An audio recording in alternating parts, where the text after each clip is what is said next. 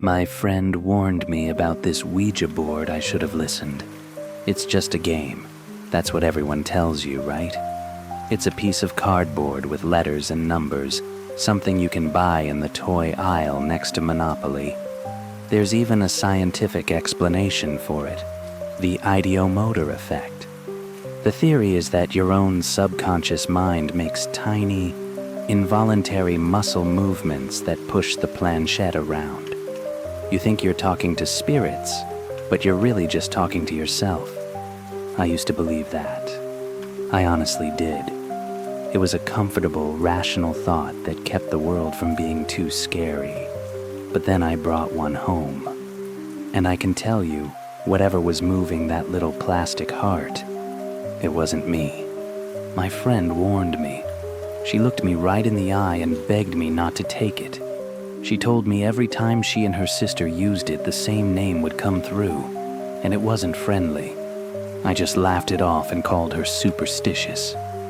I really should have listened, because what started as a joke, just a way to kill a boring weekend, turned into a lesson in the kind of fear that sinks into your bones and never really lets you go. The setup. It all kicked off a few months after my dad passed away. The house felt way too big and empty with just me and my mom. The silence was the worst part. It was this heavy, suffocating thing that was a constant reminder of who we'd lost. I started spending most of my time at my friend Chloe's house. It was loud and full of life, the total opposite of my quiet, grieving home. One afternoon, we were rummaging through her closet looking for a movie, and that's when I saw it. The box was a little beaten up, but the classic black and yellow design was unmistakable. The Ouija board. A grin spread across my face. No way, you actually have one of these? Chloe's whole expression just dropped. She took a step back from the closet. "Don't," she said, her voice suddenly dead serious. "Just put it back." I laughed, thinking she was just being dramatic for effect, but she wasn't even smiling. She told me how she and her sister used to play with it, and how some spirit, or whatever it was, kept showing up. It was aggressive, she said. It spelled out things there was no way they could have known. She warned me that every time they used it, this same thing would appear, and it felt like it was getting stronger. Of course, I didn't listen. I was a teenage skeptic armed with a little bit of internet knowledge.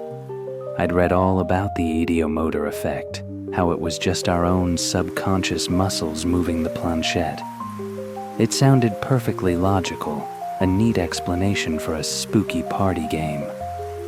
"It's just psychology," I told her, tucking the box under my arm. "It's all in your head." Seeing how genuinely freaked out she was, I offered to take it off her hands. She agreed almost too fast, like she couldn't get it out of her house fast enough. That should have been my first red flag, but I was arrogant, I was curious, and I walked out of her house with that board, having no clue that I was bringing a nightmare home with me. The escalation. That night, I waited until my mom was asleep. The house was finally still, the kind of quiet that feels like it's holding its breath. I laid the board out on my bedroom floor, placed my fingertips on the planchette, and felt that kind of ridiculous, theatrical thrill. "Is anyone there?" I whispered into the dark. For a long time, nothing. I was just about to pack it all up, feeling a little disappointed, when the planchette twitched. It started to slide, slowly at first, then with more confidence. Y-E-S. My heart was hammering, but my skeptical brain was already kicking in. "It's just me. I'm moving it." I asked for a name. It spelled Z-O-Z-O, a classic Ouija board demon according to all the internet lore. How original, I thought. I rolled my eyes, convinced my own brain, full of horror movie tropes, was just feeding me what I expected. I said goodbye, moved the planchette to the end, and put the whole thing away. But the next day, things started to feel off. Our 2 cats, who were always fighting for a spot on my bed, wouldn't come near my room anymore. They'd just sit in the hallway, staring at my closed door with their backs arched and their fur on end. One of them, a super chill ginger tabby, would hiss at an empty corner of my room. It was this low, guttural sound I'd never heard him make before. Even my mom noticed, asking if I'd spilled something in my room that they didn't like.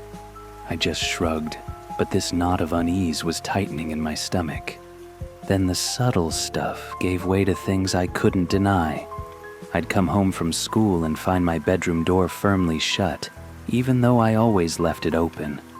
Small things from my desk, a pen, an eraser, my chapstick, would be on the floor, like they'd been swiped off by a hand I couldn't see. I kept trying to find excuses. It was a draft. The house was just settling. Anything but the truth that was slowly creeping in. The breaking point came about a week later. I got home from school, tossed my backpack on the floor, and just froze. The Ouija board, which I had put back in its box at the very back of my closet, was sitting right in the middle of my bed. The planchette was resting on top of it, almost like it was waiting. My blood ran cold. My mom was at work, so no one else had been in the house. There was no rational explanation. My eyes darted around the room, desperate for something that made sense. And then I saw it. The little Bible my grandmother had given me, the one I kept on my nightstand, was gone. I looked everywhere for it, frantically, before my eyes landed on the trash can next to my desk. And there it was, my Bible, just nestled among crumpled up papers. That was the moment.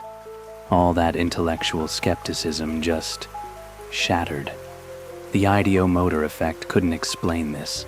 Confirmation bias couldn't explain this. This wasn't a game anymore. This felt like a violation. That night, the footsteps started. They were faint at first, pacing in the upstairs hallway while my mom and I were both downstairs watching TV. I'd pause the show, straining to hear them, but my mom never did. It was this slow, deliberate sound. Back and forth, back and forth. I wasn't alone in my house anymore. Something had followed me home, and it was starting to make itself comfortable. The climax. I couldn't live like that. The fear was this constant living thing, a shadow that trailed me from room to room. I always felt like I was being watched. I finally broke down and told my mom everything. The board, the cats, the Bible, the footsteps. She was scared, but more than that, she was pissed. She wanted to protect her home. We both knew we couldn't just throw the board in the trash. Some part of me was terrified that wouldn't be enough. I'd read those horror stories online about people who try to get rid of a board only for it to show up again. My family was Catholic, and I was in a youth group that had a retreat coming up. Their big tradition was this massive bonfire on the last night. It felt perfect, a symbolic, almost ceremonial way to destroy it. I went to the priest who ran the group, my voice shaking as I tried to explain the situation. He was hesitant, looking at me with a mix of concern and skepticism. But I think he saw the real terror in my eyes, because he agreed to let me burn it. He just said we had to do it discreetly, away from the other students, so we didn't cause a panic. The night of the bonfire was cold and clear. The flames were roaring, a chaotic, dancing orange against the black woods all around us. After most of the songs and prayers were over, the priest gave me a little nod. My heart was pounding in my chest as I got the Ouija board from my bag. It honestly felt heavier than it should have, like it was pulsing with this nasty energy. My hands were shaking as I walked to the edge of the fire. I took a deep breath, and with every bit of strength I had, I hurled the board into the flames. For a second it just sat there, the letters and symbols almost looking like they were mocking me.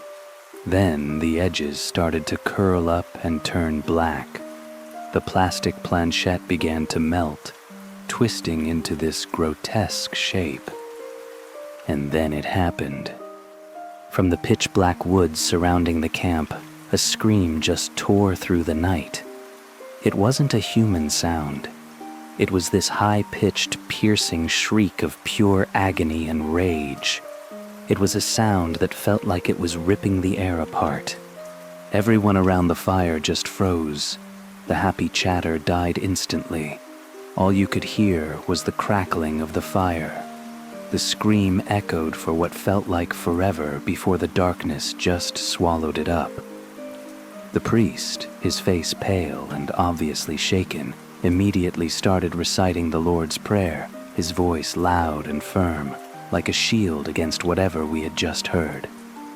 We all joined in, our voices trembling, huddled together around the fire. We just kept staring into the oppressive blackness of the woods, wondering what in God's name we had just unleashed, or maybe what we had just banished. That scream is a sound I will carry with me for the rest of my life. It was the sound of something real, something evil, and something that had been tied to that board. Have you ever had an experience like that? Something you just can't explain away, that made you question everything you thought you knew? Let me know your story down in the comments. And if you want to hear more accounts of the unexplained, make sure you subscribe. The car ride home from that retreat was dead silent. The fear didn't disappear with the smoke from the bonfire. If anything, the scream made it more real. For a few more days, the house still felt heavy, like the air was thick with dread. I'd catch a flicker of movement in the corner of my eye or hear a floorboard creak upstairs. But then, slowly, the disturbances just faded, like ripples in a pond. And then one day, the house was just quiet again.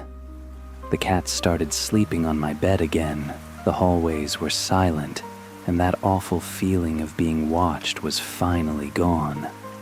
Life went back to normal, or at least a new version of it. But I was different. I wasn't that smug skeptic anymore, the one who thought science had an answer for everything. Look, a scientist can tell you it was all in my head, a product of grief and an overactive imagination, and maybe part of that is true.